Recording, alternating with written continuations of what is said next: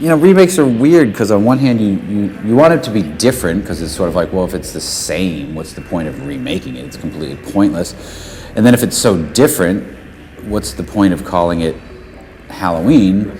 So it was always a weird tightrope that you walk, and it was always, it was problematic in certain ways, I think, whereas on this one it doesn't matter. It starts off in a weird place, it goes off, and it never has any relationship to anything that's come before it. And I think that's why it's so much better. There's no supernatural aspect. I never wanted to have that at all. I mean, I'm not really interested in making, like, people like, is it scary? And it's like, I didn't really want it to be scary in the sense. I just wanted it to become, this one, I didn't achieve it with the last one as much, but it is happening on this one more so because of the locations and how the approach is just, I want it to seem so real that it's not like you jump, oh, I'm scared. It's just like completely unnerving all the way through until it just becomes horrible to watch. This is, that when you kill a character or somebody dies, it's horrible and it's drawn out and you really feel something, not just like, oh, somebody's dead. That's what's good about this.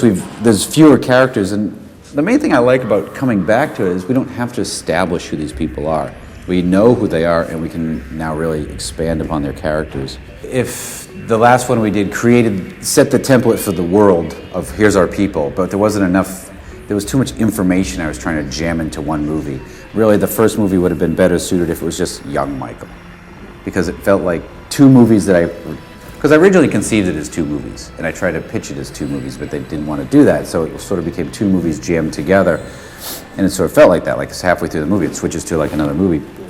Whereas now, it just didn't have to be that way.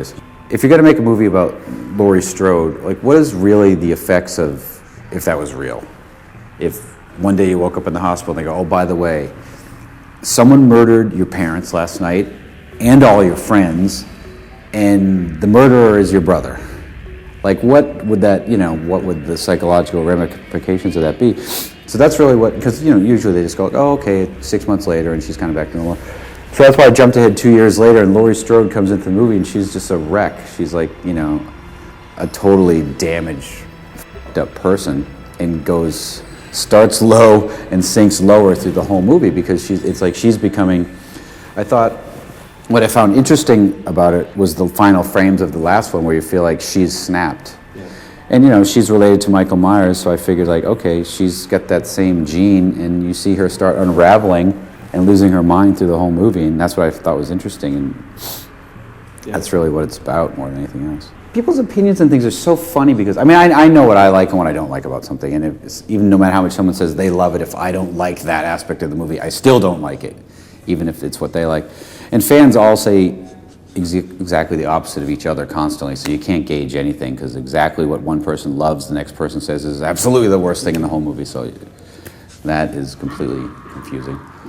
I just have to look at it for myself, and I know when I like what's happening, and I know when I don't like what's happening, and I know what we did when it worked, and I know what we did when it didn't work, and, you just have to go from there.